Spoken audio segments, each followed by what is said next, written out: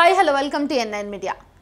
IPL season ముగిసినా cricket భాషనే తేలిగ్గా అర్థమవుతుందనే ఈ క్లీన్ బౌల్డ్ అనే మాట వాడుతున్నా. ఇంతకీ విషయం ఏంటిదంటే కేసీఆర్ ఒక చరిత్ర. ఆయనంటే తెలంగాణను అన్నట్టే. ప్రపంచ అద్భుతాన్ని అన్నీ తానే సృష్టిస్తే దాంట్లో ఒక్క పిల్లర్ కుంగితే ఇంత హంగామా చేస్తారా అంటాడు పుత్రరత్నం. రేవంత్ పై కేటీఆర్ అవాకులు చవాకులు పేలిస్తే చెండాలొలుస్తా అంటాడు మాజీ విద్యార్థి నాయకుడైన ఒక శాసనసభ్యుడు. ఈ రెండు పిల్లుల తగాదాలో తెలంగాణ రొట్టె ముక్క తన నోట్లో పడొచ్చన్న ఆశతో కాళేశ్వరంపై ఇంతలొల్లి ఎందుకు, సిబిఐకి ఇచ్చేయమనండి, ఒక పని అయిపోతుంది అంటూ ఆయన్ని చూశారు, ఈయన్ని చూస్తున్నారు. ఈసారి మాకొక ఛాన్స్ ఇచ్చి చూడండి, డబుల్ ఇంజన్ ధమాకా ఎలా ఉంటుందో చూపిస్తాం అంటాడు ఒక కాషాయ నేత. ఈ మూడు స్తంభాలాటలో అధికారమే నాలుగో స్తంభం. వచ్చిన దాన్ని నిలబెట్టుకోవడానికి ఒకరికి తాపత్రయం ఉంటే పోయిన దాన్ని పారేసుకున్న చోటే వెతుక్కోవడానికి మరొకరి ఆరాటం. నయానో భయానో కొందరినైనా లొంగ తీసుకుని అధికారాన్ని లాక్కోవడానికి ఇంకొకరి ప్రయత్నం. ఈ మధ్యలో మిస్ అవుతున్నది ప్రజలు, ప్రజా సమస్యలు. నీరు పల్లె మెరుగుననే విషయం చిన్న పిల్లోడికి సైతం తెలుసు. దేశంలో అమలు జరిగే విధానాలు మాత్రం కేంద్ర ప్రభుత్వం నుండి కిందికి పాకుతాయనే విషయం విడమరిసి చెప్తేనే జనానికి అర్థమవుతుంది. ప్రభుత్వ రంగాన్ని మూసేయటం, for example HMT, HEC, IDPL లాగా ప్రైవేటీకరించడం, బాల్కో, హిందుస్థాన్ జింక్ లాగా ఉధృతంగా సాగుతున్నాయి బీజేపీ హయాంలో. విద్యుత్తు, రవాణా, విద్య, వైద్యం వంటి సేవా రంగాలన్నీ ప్రైవేటు వారి చేతిలో పెట్టేందుకు ప్రతి బడ్జెట్ను సాధనం చేసుకుంటుంది కేంద్ర సర్కార్. ఉదాహరణకు రైల్వేపై ఒకేసారి ప్రైవేటు వేయకుండా స్టేషన్లను, సిగ్నలింగ్ వ్యవస్థను, ట్రాక్ మెయింటెనెన్స్ను, రోలింగ్ స్టాక్ అంటే ఇంజన్లింగ్ బోగిల తయారీ మెయింటెనెన్స్ను, చివరికి రైల్వే పోలీసుల వాళ్ళను సైతం ప్రైవేటుకి ఇవ్వడం నేను చూస్తూనే ఉన్నాం. యాక్సిడెంట్లు జరిగినప్పుడు మంత్రుల మొసలి కన్నీరు, అధికారగణం ఎవరో ఒకరిని బలిపశువుల్ని చేయటం తప్ప మరేముంది? మొన్నటికి మొన్న జరిగిన ఎయిర్ ఇండియా ప్రమాదంలో ఓవర్లోడ్ చేయడం కూడా ఒక కారణంగా బయటికి వస్తోంది.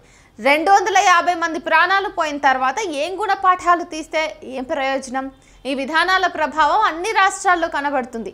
కాంగ్రెస్ పాలనలో ఉపాధి శూన్యం అన్నారు Modi. Make in India, standup India, startup India, skill ఇండియాలు దేశంలో ఉపాధిని పెంచలేదు. దాంతో మోడీ తెగించి పకోడీలు చేసుకోవడం కూడా ఉపాధే కదా అంటూ దావోస్లో చెప్పారు. మేక్ ఇన్ ఇండియా నినాదం కంటే ముందు నర్మదా తీరంలో పెట్టిన సర్దార్ పటేల్ విగ్రహం కానీ, ఆ తర్వాత తయారైన మన షాద్నగర్లోని రామానుజాచార్యుల విగ్రహం కానీ చైనాలోనే రూపొందాయి. మరి ఇండియాలో ఉద్యోగాలు ఎలా వస్తాయి మోదీజీ? గత 50 ఏళ్లలో లేనంత నిరుద్యోగం నేడుందని ప్రభుత్వ గణాంకాలే చెప్తున్నాయి. అతిపెద్ద ఉపాధి క్షేత్రమైన వ్యవసాయం, దాని తర్వాత స్థానంలో ఉన్న ఎంఎస్ఎంఈలు నేడు కుదేలైపోయినాయి. వ్యవసాయ జీడిపి తగ్గడమే కాదు, 2011 జనాభా లెక్కల ప్రకారం వ్యవసాయంపై ఆధారపడిన జనాభా 54.6% నుండి తాజాగా 46.1% చేరింది. దేశంలో ఆహార భద్రతను ఫణంగా పెట్టి ఇథనాల్ తయారీ కోసం మోడీ సర్కార్ చట్టాలన్నింటినీ చుట్టేసి అనుమతులు ఇస్తున్న తీరు ఆశ్చర్యమే కదా. మరి కనీసం గ్రామసభ ఆమోదం ఉండాలన్న రూల్ను కూడా మడిచి గూట్లో పెట్టేశారు. అనేక సరుకులపై జీఎస్టీ తగ్గించాలని చివరికి రాష్ట్ర ప్రభుత్వాలు సైతం అడుగుతున్నా తల అడ్డంగా తిప్పుతున్న మోడీ సర్కార్ ఇథనాల్పై జీఎస్టీ 18 నుంచి 5% తగ్గించడం వెనుక ఎవరున్నారు? 2025 నాటికి ప్రతి లీటర్ పెట్రోల్లో 20% ఇథనాల్ ఉండాలన్న రూల్ కానీ, ఆహార ధాన్యాలతో ఇథనాల్ తయారీ కానీ దేశంలో ఆహార భద్రత ప్రమాదంలో పడటానికి కారణం కాదా?